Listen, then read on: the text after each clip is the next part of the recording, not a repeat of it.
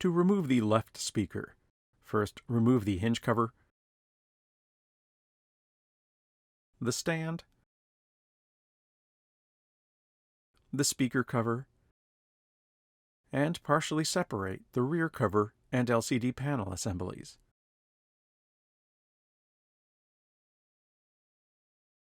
Detach the left speaker connector to the motherboard. Pull the left speaker straight up and remove the left speaker from the rear cover.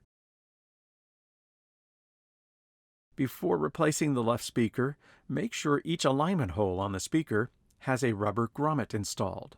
The grommet may have been left on the alignment post on the rear cover at removal. To replace the left speaker, align the speaker alignment holes over their posts and push straight down.